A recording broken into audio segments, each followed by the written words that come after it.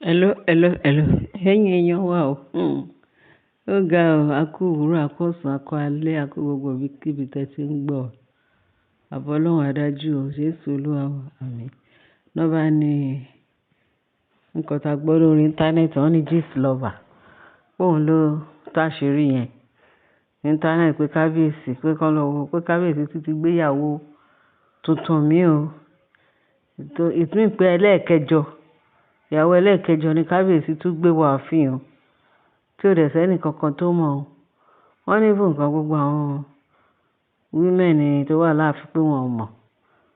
Pàápàá jùlọ kábíyèsí tí Naomi tí kábíyèsí tún ṣẹ̀ṣẹ̀ lọ bẹ̀ padà sí ààfin lẹ́nu ọjọ́ mẹ́ta yìí ní after àti òun àti ìyá onífá pé tó bá ti gbé ìyá onífá padà sáàfin òun náà ní padà. Lẹ́yìn ọ̀pọ̀lọpọ̀ atótónu, lẹ́yìn ọ̀pọ̀lọpọ̀ ẹ̀bẹ̀ tí kábíyèsí ti bẹ Naomi kó tó padà sáàfin pẹ̀lú gbogbo condition tó ń fún kábíyèsí ní òun ti gbọ́ òun á ṣe òun á ṣe òun á ṣe. Ìgbà tí ìdẹ́ ṣoògùn Gbénga Adébóyè ní láì ṣoògùn Gbénga Adébóyè kì í ṣe kékeré o. Wọ́n bá ní àṣírí bá tú o pé kán lọ wo kábẹ̀ lọ kábíyèsí. Kábíyèsí sì ti gbéyàwó kẹjọ o tí ò dẹ̀ jẹ́ káwọn èèyàn mọ̀. Kábà torí pé Naomi gangan pé Naomi gan ò gbọ́ kò mọ̀. Wọ́n ní nígbà tí obìnrin yẹn wọnú ààfin lánàá yìí, wọ́n ní kò sẹ́ni kankan nílé. Bó kàn ṣe ó dà pé sneak wọ sí chamber pé kábíyèsí fún ní chamber fine chamber ó kó síbẹ̀ pẹ̀lú ẹrù tó gbé wá. Wọ́n ní kábíyèsí akọmọdé tẹ̀ síbẹ̀. Wọ́n ní ìgbà tó wọ ààfin pé àwọn security àtàwọn some women náà mọ̀ pé kábíyèsí ti mú àlejò wá sí ààfin ó wà ní chamber kan bẹ̀. Wọ́n ní awuyewuye yẹn ṣáà ni àwọn èèyàn ń gbọ́. Wọ́n gbọ́ ṣẹ́ wọn pé kò sí nǹkan tó bò. Wọ́n sọ pé òun náà ni Naomi wá gbọ́ pé kábíyèsí gbogbo obìnrin àjèjì jẹ́ kó ń find out. Wọ́n ní kábíyèsí pé gbà tí Naomi dẹ̀ find out ló bá rí pé dájúdájú pé ó tọ́ ni. Ó ṣe wá lọ bá kábíyèsí ni. Kábíyèsí báwo ló ṣe jẹ́? Báwo ló ṣe jẹ́? Wọ́n ní kábíyèsí wá bẹ̀rẹ̀ sí ní beat around the bush. Kí lobìnrin wá sí ọdún kìíní? Ṣé bẹ́ẹ̀ ti sọ pé ẹ̀fẹ́ obìnrin mi wọ́n lè ti fẹ́ obìnrin wálẹ̀? Wọ́n ní kábíyèsí ló fẹ́ obìnrin wálẹ̀. Tóun bá fẹ́ obìnrin ṣé òun máa fẹ́ pamọ́ ni? Wọ́n ní kò fẹ́ pamọ́, kí ló wá ṣe láàfin? Débi pẹ̀ tún fún ní chamber. Ó ní yẹn pé wọ́n ṣàní ní kábíyèsí. Wọ́n ṣàn beat around the bush bí Naomi ṣe padà sí chamber ẹ̀ ni ó dàbí pé wọ́n ti parí apartment Naomi ní ìrí ìtàn renovate látijọ́ yìí tó fi jẹ́ pé ọ̀dọ̀ kábíyèsí ló wá ń dúró sí. Mo rò pé ẹnujọ́ mẹ́ta yìí tó ti lọ sákúrẹ́ wọ́n ti parí ẹ̀kọ́ tó dé. Ó ti kó sínú chamber. Wọ́n ní nígbà tó wáyà ní kábíyèsí wá pé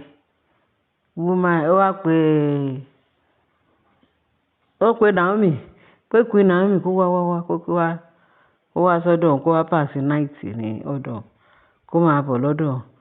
Wọ́n ní Naomi wá sọ pé kóun wá pass night. Kábíyèsí ẹ̀ ń try mi o. Ibi tẹ́ lò mí tó. Ibi tẹ́ lò mí dé ó ti tó o. Ibi tẹ́ lórí mi dé ó ti tó o. Pé ẹ play on my intelligent o. Ẹ wá sọ pé kébì máa bọ̀. Ìyàwó tẹ́ gbé wá sáàfin. Kì í ṣe pé kẹ́yìn àti ẹ̀jọ̀ máa pass night fúnra yín ni.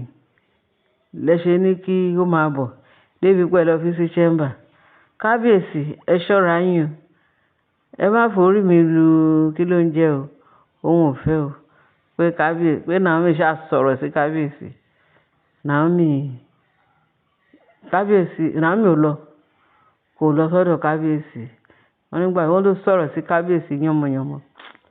Ẹ̀yin tẹ́ sọ pé ẹ̀fẹ́ ìyàwó mi. Ẹ̀yin tẹ́ sọ pé láéláé àwọn tó wà láàfin ẹ̀ wá bẹ̀ ṣe fẹ́ dispose wọn. Ló tún di pé eléyìí again ẹ tún fẹ́ obìnrin wọlé. Ó ní wọ́n sọ pé wọ́n ní àwọn kan sọ pé bóyá àlè kábíyèsí ni o.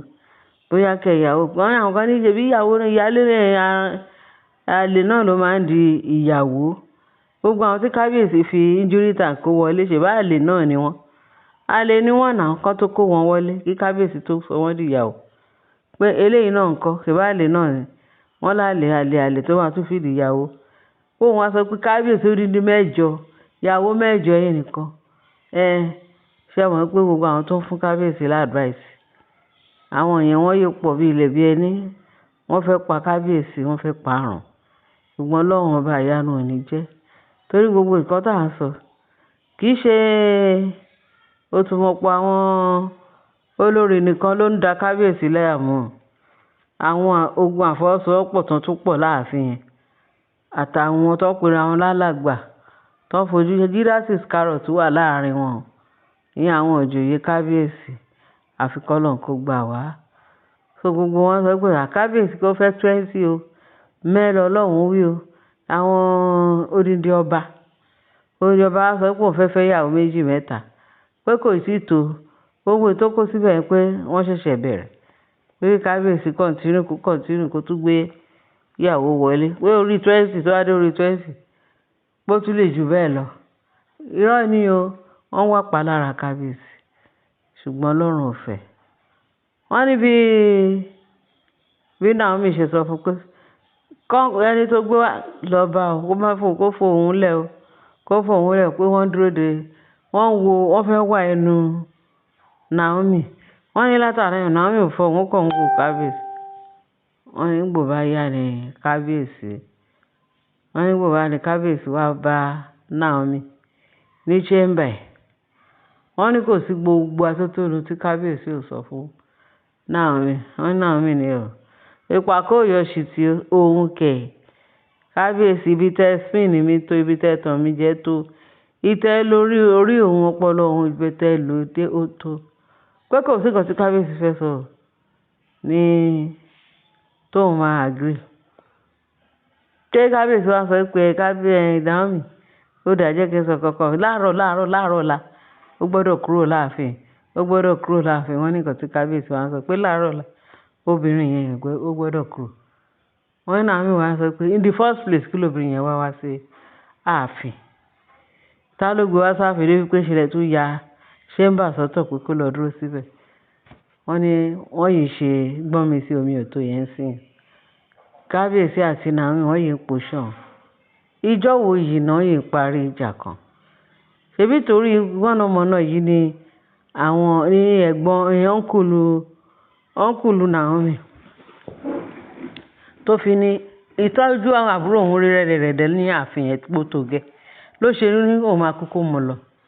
Báyìí lèèyàn ṣe máa ṣe wá hùwà bẹ́ẹ̀ yẹn má ṣe yan ṣíkàṣíkà. Naomi ò ṣe kì í ṣe ẹni tán lè fi ṣeré náà torí ẹ̀ làwọn èèyàn ẹ̀ ṣe dìde. A sì tán kábíyèsí wá lọ ó wá ń dẹ̀ ń tilẹ̀kùn mọ́.